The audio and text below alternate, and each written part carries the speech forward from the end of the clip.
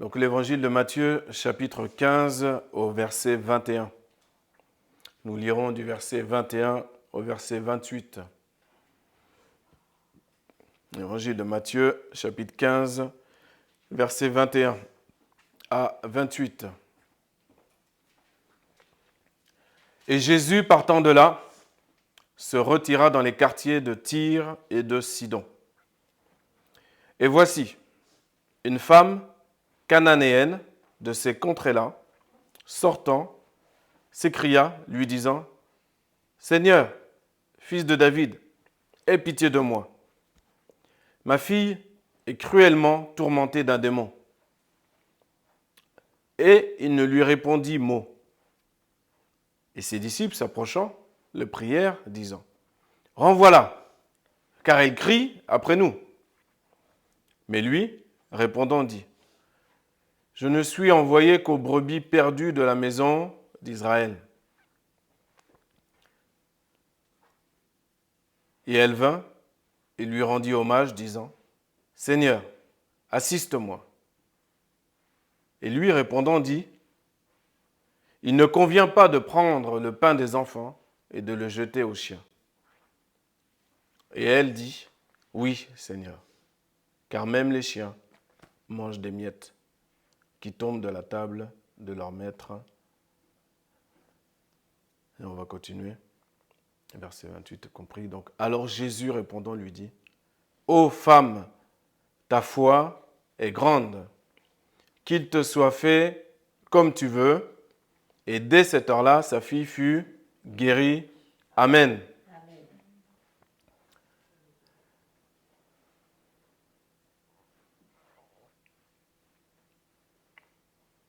Est-ce que vous aviez déjà lu cette histoire? Oui. Ok. Donc on voit Jésus qui continue ses allées et venues, qui se trouve être dans un endroit à l'écart du territoire d'Israël. Et donc, il y a une forte probabilité pour que des étrangers puissent être présents, puissent être là. Et il se trouve qu'il y a une femme cananéenne. C'est-à-dire, on pourrait dire aujourd'hui, une femme, par exemple, palestinienne, jordanienne, syrienne, une femme du pays de Canaan, les tribus de Canaan. Et donc, elle a entendu parler de Jésus. Elle sait que Jésus est juif, est né juif en tout cas, sur le plan terrestre. Mais ça ne l'arrête pas. Ce qui est plus important pour elle, c'est sa fille. On ne s'arrête pas à la couleur de peau, on ne s'arrête pas à la culture des gens. Si on sait que dans tel endroit, il y a le salut, il y a la guérison, ce qui compte, c'est le résultat. Il faut que j'aille dans cet endroit-là, il faut que je voie telle personne. Pour nous, aujourd'hui, ce ne serait pas telle personne en particulier, même si Dieu met des grâces particulières à chacun, mais ce serait simplement un endroit où on sait que l'Esprit de Dieu est là. Voilà. Et on sait qu'on met Jésus vraiment en véritable chef de l'Église. Mais contextuellement, nous, on va revenir à cette histoire-là, contextuellement. Et ce qui est intéressant, c'est que dans sa prière, dans son cri, la femme est précise. Elle ne part pas dans tous les sens. Elle est précise. Elle crie à Jésus, c'est-à-dire que, quand je dis précise, elle est concentrée sur son objectif. Elle n'est pas là pour assister à un spectacle, elle n'est pas là pour... Non. Il y a un but précis. Elle est venue avec quelque chose de précis dans son cœur. Il faut qu'il y ait... Alors ça peut être une question. Quelqu'un peut venir à l'église, par exemple, avec une question dans son cœur qu'elle n'a pas dit à personne encore. Et elle est concentrée pour bien écouter d'une manière ou d'une autre, si c'est à travers les chants, si c'est à travers les prières, si c'est à travers la prédication, qu'elle va avoir cette réponse-là. Ou peut-être des fois, on l'a même après, quand tu bois le café avec les gens, quand tu discutes avec les gens. C'est la raison pour laquelle nous ne pouvons pas et nous ne devons pas vivre ce jour que Dieu a mis à part, où les chrétiens se rassemblent, où il l'a béni doublement. On ne peut pas le vivre comme si on va au spectacle, au cinéma ou je ne sais où, à la kermesse. Voilà. Nous honorons le roi dans la simplicité, mais nous n'oublions pas la solennité de ce que nous faisons. C'est la raison pour laquelle je dis toujours que le dimanche se prépare le samedi.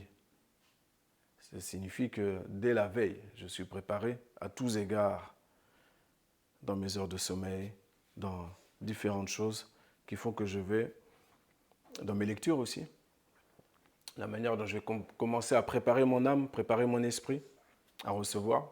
C'est pas comme quand on va au cinéma.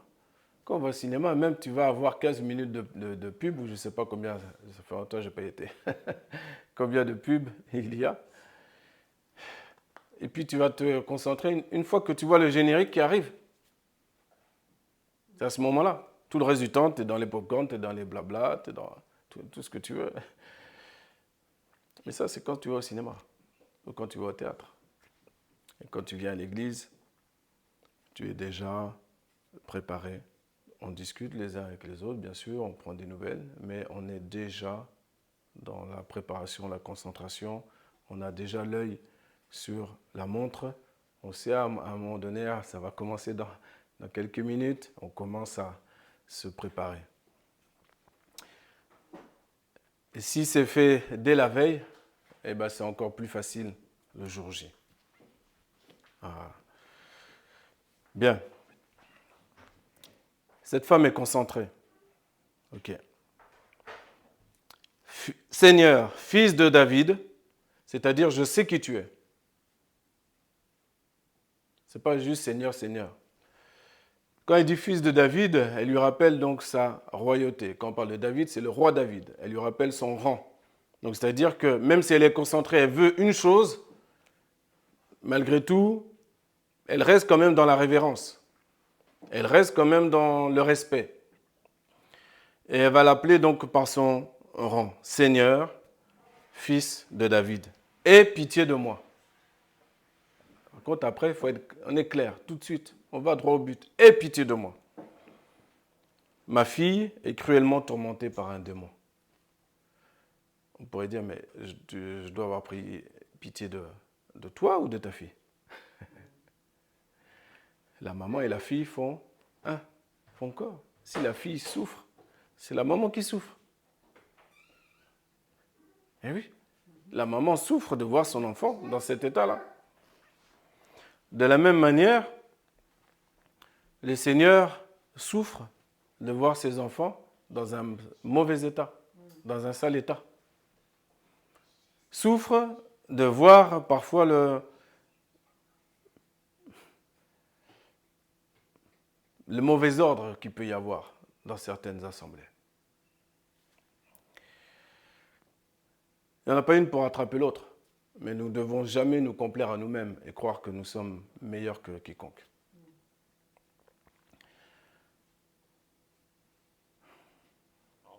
Donc la femme fait corps avec cette souffrance, sa fille. On pourrait dire c'est simple, bien sûr que c'est normal qu'elle souffre elle aussi, très bien. Simplement, vous allez voir l'intelligence de cette femme-là. On a vu, on a lu, non seulement l'intelligence, mais l'humilité.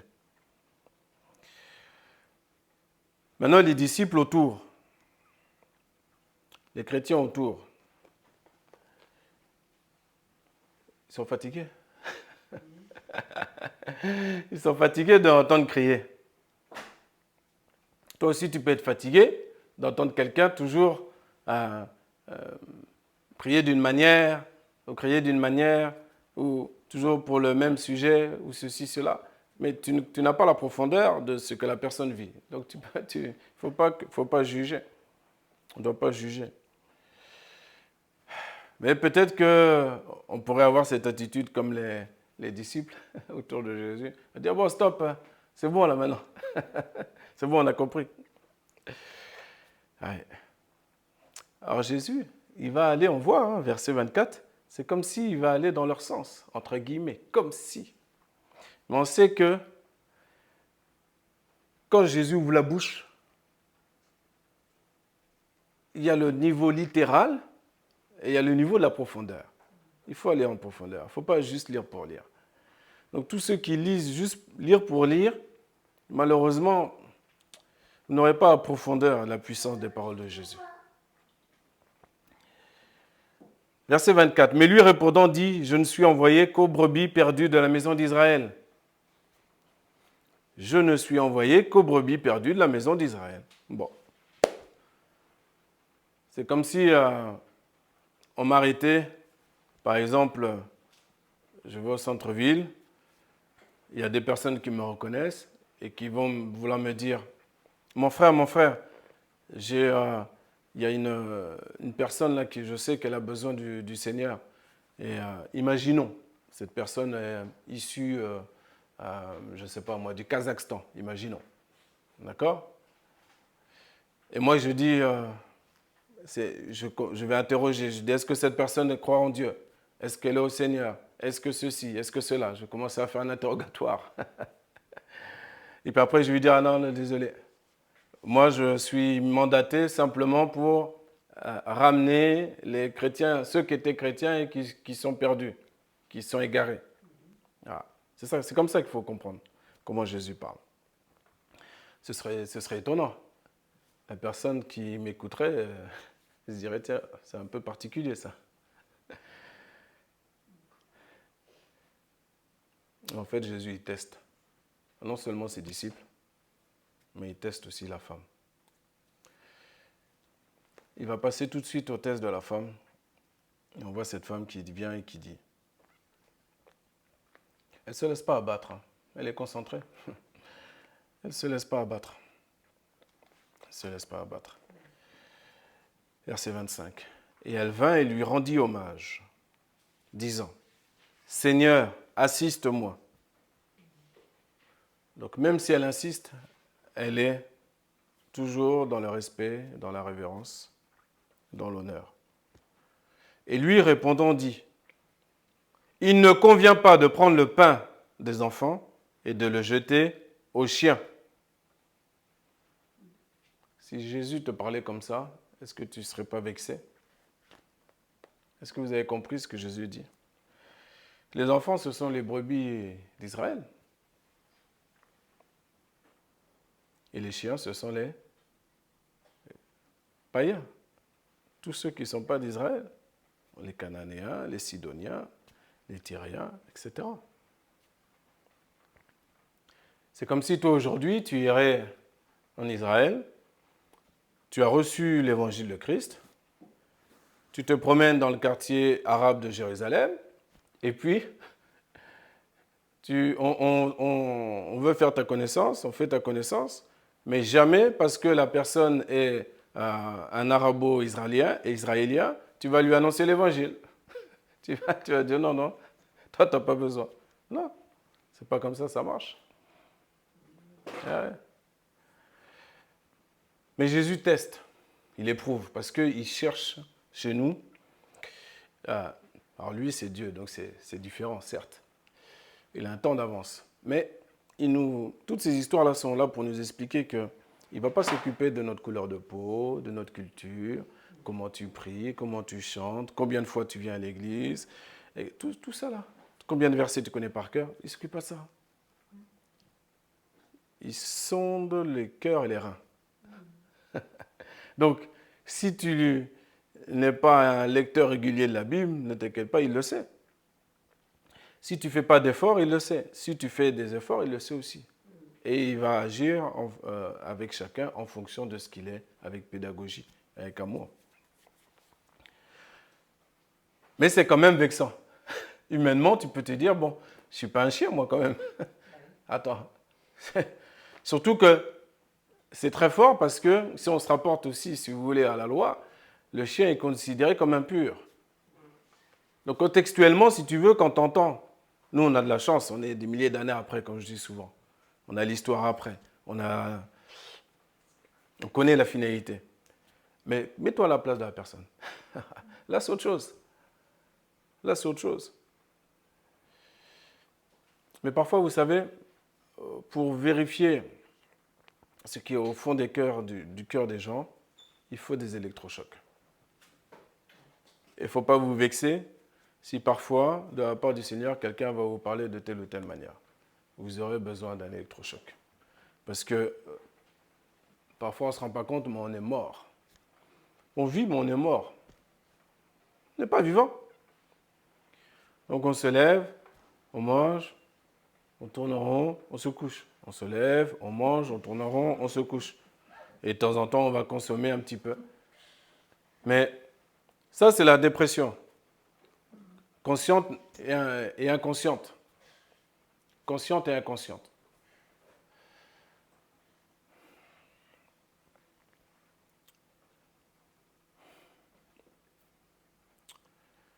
Oui, consciente et inconsciente. Donc pour réveiller, pour sortir de dépression, tout comme Dieu l'a fait avec Élie, je ne sais pas si vous vous rappelez l'histoire d'Élie, qui était aussi tombé dans la dépression, Dieu il va utiliser des électrochocs. Je ne sais pas si vous avez déjà assisté, j'espère pas, à des accidents de la route, mais quand quelqu'un a un accident de la route, il est choqué, il va être placé, il est, comment dirais-je, inconscient. Les médecins, l'équipe de secours vont venir, ils ne vont pas lui chanter une petite chanson. Ils ne vont pas le caresser. Oh, petit monsieur, s'il vous plaît, je ne veux pas faire d'heures supplémentaires aujourd'hui. En plus, là, j'avais prévu de... Non, non, non. Non. Il faut réveiller la personne. Il faut aller vite. Il faut faire les choses bien. Donc au départ, ils font les choses très bien. Ils prennent la personne délicatement. Ils ont appris comment déplacer. Ils déplacent ou pas, selon le cas. Mais s'ils ont la chance de pouvoir déplacer dans le camion, ok, sur le brancard, etc. Après, on met en place les choses. On enlève la chemise. On prépare. Hop, s'il y a besoin comment dirais-je, de faire la place pour pour mettre les patchs là pour l'électrochoc, les électrodes, eh bien, ils vont faire la place. Tac, une fois que c'est placé, ok, on est tous d'accord. 1, 2, 3, pom! Réveil. Ah. Ce n'est pas une petite chanson. Ce n'est pas un petit fond de piano. Non, parfois il faut l'électrochoc. De la même manière, moi j'ai une voiture qui envoie de temps en temps des électrochocs. Elle devine la vitesse de la voiture que devant moi, quand je suis en mode automatique. Et puis, peu importe la vitesse, que je roule à 20 km/h ou à 30 ou la voiture à 50, et si la voiture devant moi à 50, sa vitesse descend trop brusquement selon le système qui est dans ma voiture, eh ben, il y a un freinage d'urgence. Elle ne me demande pas mon avis. Hein. Là, pareil, il n'y a pas une petite musique. Attention, attention, ça va avoir un geste brusque, vous allez être secoué. Non, non, elle freine toute seule, elle ne me demande rien, elle ne me demande pas mon avis. Voilà, donc elle ne va pas me demander mon avis. Et ça, c'est aussi bien souvent la manière de faire du Seigneur. Et tant qu'on est humble, comme cette femme cananéenne, eh bien, on a la bénédiction derrière. Beaucoup ne sont pas bénis parce qu'ils ne se rendent pas compte, mais ils sont encore dans l'orgueil. Donc, on ne peut pas les conseiller, on n'a rien à leur dire, on ne peut rien faire. Donc, si on ne peut rien faire, ils ne se rendent pas compte, mais le Seigneur, il dit qu'il résiste aux orgueilleux et il fait grâce aux humbles. Donc toutes ces histoires-là, comme je dis souvent, elles ne sont pas là dans la Bible pour nous aérer les yeux quand on tourne les pages, quand on a chaud. Non, il y a une profondeur, une consistance dont on n'a même pas idée. Et ce ne sont pas des histoires inventées. Alors on va voir la réponse qu'on a lue tout à l'heure, mais on va la relire, cette réponse de la femme cananéenne. Dans notre temps aujourd'hui, on pourrait dire la femme palestinienne. Et elle dit, oui Seigneur, car même les chiens mangent des miettes qui tombent de la table de leur maître. Alléluia. Elle est en train de dire au Seigneur, là je vais dire avec mes mots, tu peux m'appeler même de tous les noms que tu veux. Chien, chat, perroquet, crocodile, tout ce que tu veux. Moi, ce qui m'intéresse, c'est ma fille. Et je ne suis pas dérangé à être offusqué, comme humilié, comme... Non, tu peux faire ce que tu veux. Mais ma fille, là, il est hors de question qu'elle reste comme ça. Voilà. Mais pour ça, il faut savoir avoir non seulement la détermination, c'est bien, mais il faut avoir l'humilité. Comme elle avait l'humilité, elle a pu, dès le départ, appeler Jésus par son rang, lui rendre hommage correctement, tout en insistant. Tout en insistant. Et oui, bien sûr, c'est un chien. Je veux même aller sous la table manger les miettes. Au moins, j'aurais mangé, moi. Ouais. Mais nous, on se comporte parfois d'une manière où on dénigre les miettes. On ne se rend pas compte. On dénigre les miettes. On pense que on est très peu dans l'église, on est très peu, quand je dis très peu, je ne parle pas de nombre, je parle en la personne. On est peu considéré. On pense qu'on est peu considéré, personne ne fait attention à nous, personne. On est comme le frère aîné du fils prodigue, qui est dans la maison. Il a tout dans la maison. Mais lui, il n'a pas conscience que tout ça, ça lui appartient. Et qu'il est autant béni que son frère qui est parti dépenser tout l'argent et qui est revenu. Non, il ne faut pas mépriser les miettes. Les miettes, ça peut permettre, et ça a permis à la femme d'avoir sa fille non seulement guérie, mais autre chose. Ô femme, ta foi est grande. Je ne sais pas à qui le Seigneur a dit ça. Il a dit ça à un centurion un jour. À chaque fois qu'il a loué la foi de quelqu'un, le Seigneur, ça n'a jamais été un Israélite. Ça n'a jamais été un Juif. Ça n'a jamais été, pour notre temps d'aujourd'hui, bien souvent, ceux qui nous surprennent par leur grande foi, ce ne sont pas ceux qui sont chrétiens depuis 45 ans. Non.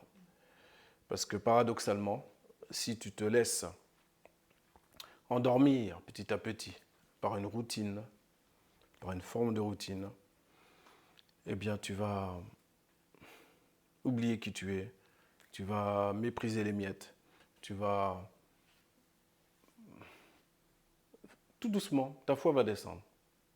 Tu ne vas même pas t'en rendre compte, mais ta foi va descendre. Mais ceux qui marchent par l'esprit, eux, vont s'en rendre compte parce que la foi, c'est un don qui vient de Dieu. C'est lui qui donne, c'est un don qui vient de Dieu. Il s'est placé dans le cœur. Donc, quand la personne parle, quand on s'écoute les uns des autres, on peut connaître où est notre foi. Et parfois, on va mettre 90% dans nos paroles beaucoup d'inquiétudes, beaucoup de soucis, beaucoup de plein de choses, d'explications, contre-explications, argumentation, contre-argumentation. Les problèmes n'ont pas bougé, hein, par contre, mais on s'est dépensé d'énergie à plus que savoir quoi en faire. Et une fois qu'on est bien fatigué, avant de dormir, bon, on actionne un petit peu la foi, et puis on prend un petit passage, ou on prend un petit message sur les réseaux, et puis après on dort. On dit merci Seigneur, aide-moi, et puis hop, tu dors, tu donnes ta fatigue à Dieu. Mais non, mais dès le départ, tu peux être déterminé à voir les choses de la même manière que cette femme cananéenne l'a vu. Ouais. Peu importe comment Jésus me parle, peu importe comment ses disciples autour veulent m'empêcher de venir le voir, peu importe, oui, un chien, pas de problème. Pas de problème. Moi, ce qui compte, c'est que ma fille soit guérie. Donc, ce qui compte, en chacun d'entre nous, c'est que chacune de nos problématiques soit résolue. Ce qui compte, ce n'est pas comment elles vont être résolues. La femme cananéenne, elle ne sait pas comment. Elle sait qui peut résoudre. C'est différent. Elle ne sait pas comment Jésus va faire. Elle ne sait pas. Ce n'est pas son problème. C'est pour ça qu'il dit, oh femme, ta foi est grande.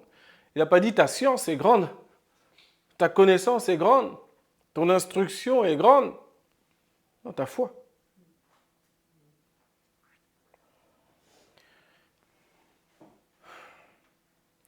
Le juste vivra par la foi. Par la foi. Donc elle sait que c'est lui.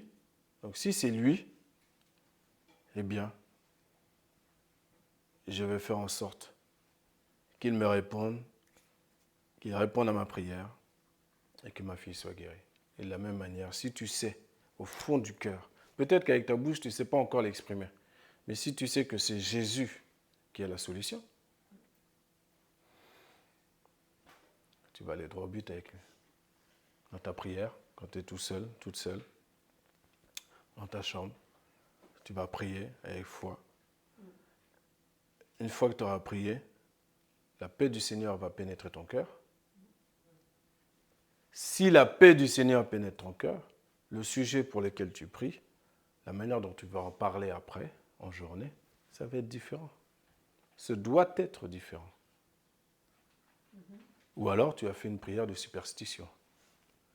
Tu as fait une prière comme ont tous les autres religieux, toutes les autres religions, les bouddhistes, les musulmans, les animistes, enfin il y en a tellement de religions, je ne vais pas tous les citer. Mais en fait, si tu veux, un problème égale une fiche technique. Voilà. C'est comme quand tu vas chez le guérisseur, tu as mal à la tête, tu vas chez le guérisseur, il va te donner, tiens, ça c'est telle plante, etc. Il te donne autre chose avec, mais ça tu ne le vois pas. Le sorcier pareil, etc. Bon. Mais nous, c'est à Jésus. On va droit au but, c'est à Jésus qu'on va. Ah oui, oui. On ne veut pas des fins désirables. On ne veut pas des fins désirables. Pourquoi on va? On l'a expérimenté. Chacun de nous en a un témoignage. Il y a des personnes, pourquoi nous-mêmes on est tous là ici rassemblés? C'est pas quelque chose d'inventé, c'est pas un hasard. Et donc, comme tu as expérimenté une fois que Dieu t'a répondu, crois bien qu'il peut te répondre encore et qu'il est fidèle. Il est fidèle et bon pour continuer à te répondre. Simplement, suivons cette foi-là. C'est juste ça. Parfois, on pense qu'on a la foi, mais on n'a pas la foi comme on pense. J'aime ces exemples-là où Dieu prend les exemples des étrangers qui nous enseignent. Eh oui. Nous, on ne doit pas se complaire à nous-mêmes. Si Jésus nous dit quelque chose, par intermédiaire d'un frère ou d'une sœur, qu'on doit régler, je ne sais pas, ça peut être quelque chose à régler, ça peut être... Mais dans notre partie charnelle, selon là où on en est, en fait, ça va nous faire du mal, ça va nous heurter. Voilà, parce que la personne, elle n'est pas en nous, elle ne vit pas ce qu'on vit, etc. Donc, on aurait voulu, auparavant, et c'est ça l'humanisme, c'est ça la mielerie, c'est ça la psychologie, etc. Et ça coûte, hein. Vous pouvez aller voir un psychologue, hein, ce n'est pas gratuit. Ça coûte. Hein. Ouais.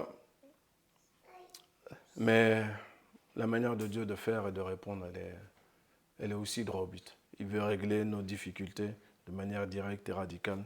Et pour ça, il a des moyens qui sont radicaux. Voilà. Donc si notre ego, notre orgueil sont touchés, sachons que c'est bon signe. Laissons-nous faire. Laissons-nous faire. Car on a tous, celui qui parle, ceux qui entendent, on a tous à apprendre et à corriger jusqu'au bout, jusqu'à la fin de nos jours. Suivons l'humilité de cette femme et la foi de cette femme. Et là, on remportera de très grandes victoires. Amen. Gloire à Dieu. Prions le Seigneur.